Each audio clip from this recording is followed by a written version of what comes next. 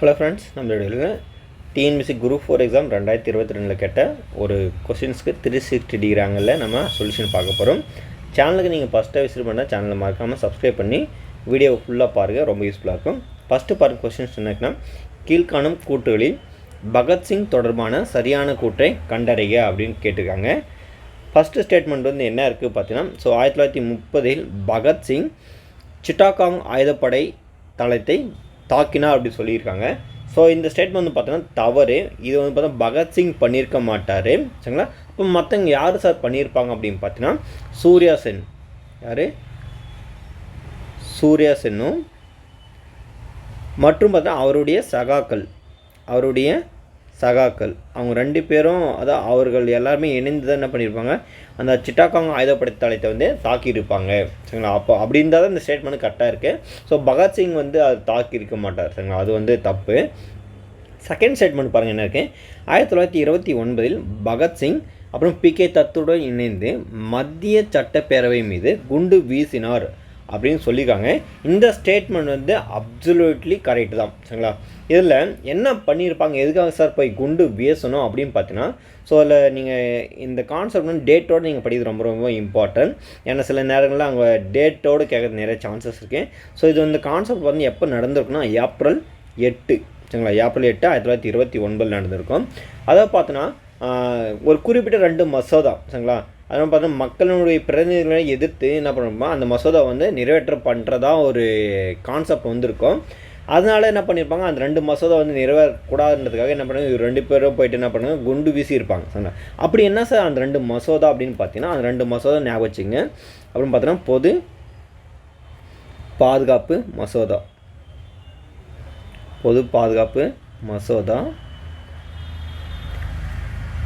And வர்த்தக வழக்குகள் மசோதா. இந்த 2 மசோதா வந்து நிறைவேற்றுவாங்க அப்படின்றதுக்காக தான் இவங்க என்ன பண்ண, நிறைவேற்றக்கூடாதுன்றதுக்காக போயிட்டு குண்டு வீசிட்டு வருவாங்க, சரிங்களா. அது ரொம்ப ரொம்ப இம்பார்ட்டன்ட். அதுக்காக தான் இந்த கான்செப்ட் இருக்குது. ஸோ செகண்ட் ஸ்டேட்மெண்ட் வந்து கரெக்டாக இருக்குது, தவறு கிடையாது. மூணாவது ஸ்டேட்மெண்ட் பாருங்கள் என்ன இருக்குது. 1925ஆம் ஆண்டு பகத்சிங் இந்துஸ்தான் குடியரசு படையை நிறுவினார் கொடுத்துருக்காங்க. இது தப்பு, சரிங்களா. இது தவறு. அப்போது இந்த ஸ்டேட்மெண்ட் பார்த்தோன்னா ஆப்ஷன் 2 மட்டும் தான் கரெக்டாக இருக்குது, சரிங்களா. அதான் செகண்ட் ஸ்டேட்மெண்ட் தான் கரெக்டாக. அப்போ இந்த விடையில் ஆப்ஷன் ஏ தான் மட்டும் சரி, சரிங்களா. 2 மட்டும் சரி.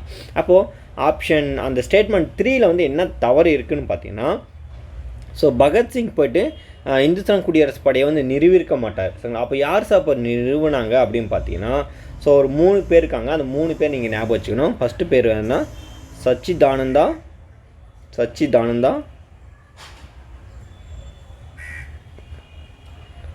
சன்யால், இவரும். அதுக்கப்புறம் பார்த்தோன்னா ராம் பிரசாத் பிஸ்மிஸ் அப்படி சொல்லுவாங்க, சரிங்களா. பிஸ்மில் அப்படி சொல்லுவாங்க. அடுத்து பார்த்தா ஜெகதீஷ் சாட்டர்ஜி. இவர் 3 பேரும் இணைந்து தான் என்ன பண்ணியிருப்பாங்க, இந்த இந்துஸ்தான் குடியரசு அந்த சங்கத்தை வந்து நிறுவியிருப்பாங்க. அந்த இயரை வந்து ராங் இந்த இடத்துல 1925ன்னு கொடுத்துறாங்க, அது தப்பு. என்ன இயர்னா 1924 அக்டோபர் மந்த் தான் இதை இம்ப்ளிமெண்ட் பண்ணியிருப்பாங்க. அக்டோபர் மந்த் தான் இது என்ன பண்ணியிருப்பாங்க, நிறுவியிருப்பாங்க, சரிங்களா. அதுக்கப்புறம் பார்த்தீங்கன்னா இதனோட ரிலேட்டடாக ஒரு இம்பார்ட்டன்ட் கொஸ்டின் நீங்கள் என்ன தெரிஞ்சுக்கணும் அப்படின்னா, ஸோ சச்சிதானந்தா சன்யால் இவர் எழுதிய ஒரு நூல் தான் பார்த்தீங்கன்னா புரட்சி இயக்கத்துக்கு ஒரு பாடப்புத்தகமாக பயன்பட்டது அப்படின்னு சொல்கிறாங்க, சரிங்களா. அது வந்து ரொம்ப ரொம்ப இம்பார்ட்டன்ட். அந்த நூலோடைய பேர் பார்த்தீங்கன்னா பந்தி ஜீவன். இந்த நூல் தான் புரட்சி இயக்கத்துக்கு ஒரு பாடப்புத்தகமாக இருந்துச்சுன்னு சொல்கிறாங்க. அதுக்கப்புறமா இப்போது இந்த இந்துஸ்தான் குடியரசு படை வந்து நிறுவனாங்கல்ல, அது எங்கே அப்படி எந்த இடத்துல கூடின்னு கேட்பாங்க, சரிங்களா. சில நேரங்கள் கேட்டாங்கன்னா கான்பூரில் கூடி தான் இவங்க என்ன பண்ணியிருப்பாங்க, அந்த இந்துஸ்தான் குடியரசு படையை வந்து நிறுவியிருப்பாங்க, சரிங்களா. அது ரொம்ப ரொம்ப இம்பார்ட்டன்ட் கான்செப்ட்டு. சரி, அதுக்கப்புறம் பார்த்தீங்கன்னா ஒரு முக்கியமான சில ஃபேக்டெல்லாம் இருக்குது இதனோட ரிலேட்டடாக.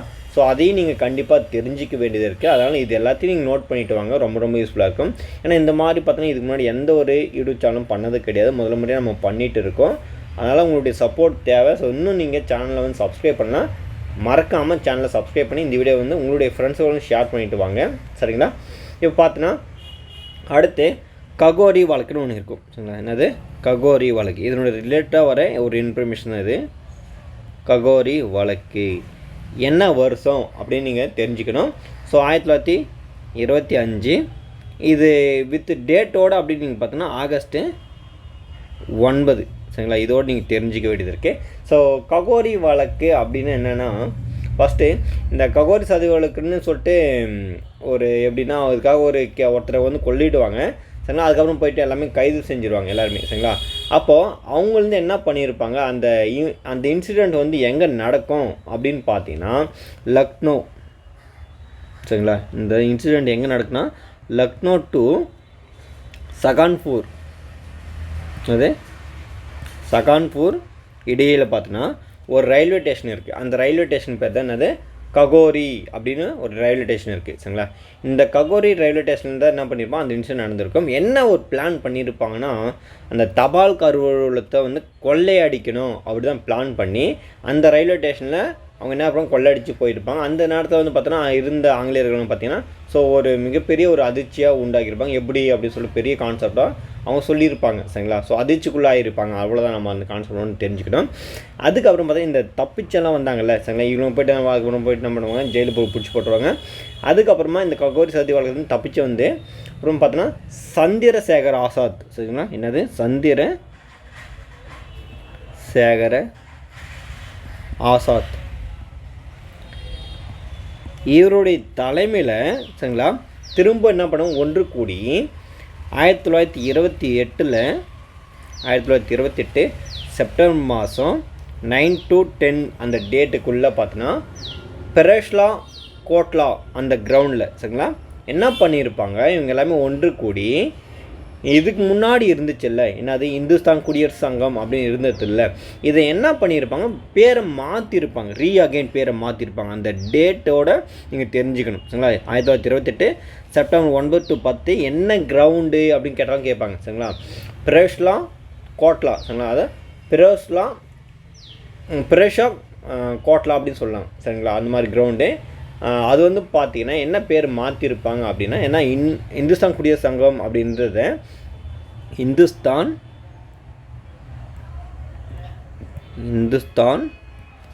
சோசியலிஸ்ட்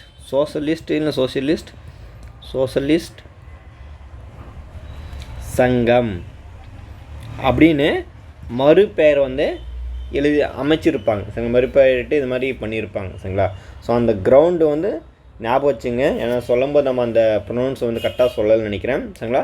அதாவது பார்த்தீங்கன்னா பெரேஷ்லா அதாவது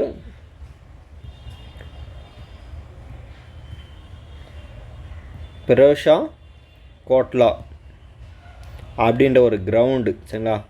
அது பெரோஷா கோட்லா அந்த கிரவுண்டில் தான் என்ன பண்ணியிருப்பாங்க, அவங்களாம் ஒன்று கூடி இந்த மாதிரி ஒரு கான்செப்டை வந்து எடுத்துகிட்டு வந்திருப்பாங்க. அப்புறம் பார்த்தீங்கன்னா இதனுடைய ரிலேட்டடாக இன்னும் ஒரு சில இன்ஃபர்மேஷன் இருக்குது, அது நீங்கள் கண்டிப்பாக தெரிஞ்சுக்கிங்க. என்னென்னா ஸோ சாண்டர்ஸ் கொலை அப்படின்னு இருக்குது. அது சாண்டர்ஸ் கொலை அப்படி பார்த்தீங்கன்னா இதனோட டேட் வந்து தெரிஞ்சுக்கணும். 1928 டிசம்பர் மந்த்து. சரிங்களா? அதுவும் பார்த்தா லாலா லஜபதி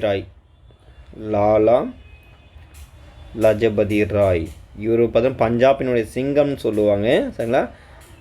அதுக்கப்புறம் பார்த்தீங்கன்னா இவருடைய டெத்து வந்து பார்த்தீங்கன்னா ஸோ ஆக்சுவலி இந்த 1928 இருக்குனால ஸோ இதுக்கு இன்க்ளூடன்றதுனால இந்த டேட் நான் கொடுக்குறேன். 1928 நவம்பர் 17 லாலா லஜபதி ராய் வந்து என்ன பண்ணியிருப்பாங்க, ஸோ இறந்திருப்பார். அதுக்கப்புறம் பார்த்தீங்கன்னா சூர்யா சென் அவர் பார்த்தீங்கன்னா என்ன பண்ணியிருப்பாங்கன்னா 1933 பிப்ரவரி மாதம் 16 கைது பண்ணி வழக்குகளை விசாரணிச்சு அதுக்கப்புறம் பார்த்தீங்கன்னா 1934 ஜூன் மாதம் 12 பார்த்தீங்கன்னா என்ன பண்ணி தூக்கிலிட்டு இருப்பாங்க. சரிங்களா? அது மட்டும் இல்லாமல் முக்கியமாக இந்த இடத்துல நீங்கள் பகத்சிங்கை பற்றி கண்டிப்பாக தெரிஞ்சுக்கணும். அப்போ பகத்சிங் வந்து எப்போ இறந்தார் அப்படின்னு பார்த்தீங்கன்னா ஸோ 1931 மார்ச் 23 வந்து டெத்தாக இருப்பார் சரிங்களா. அஞ்சான் நெஞ்சம், அப்புறம் பார்த்தோன்னா இவர் நிறைய பட்ட பேரெல்லாம் இருக்குது சரிங்களா. அஞ்சான் நெஞ்சம், அப்புறம் பார்த்தோன்னா புரட்சி பகலன்னு சொல்லிட்டு ஒரு ஃபேமஸான ஒரு நேமெல்லாம் இருக்குது. ஸோ இந்த கான்செப்ட் நீங்கள் கொஞ்சம் நல்லா தெளிவாக கொஞ்சம் படிச்சிருங்க, ரொம்ப ரொம்ப ஈஸியாக இருக்கும்.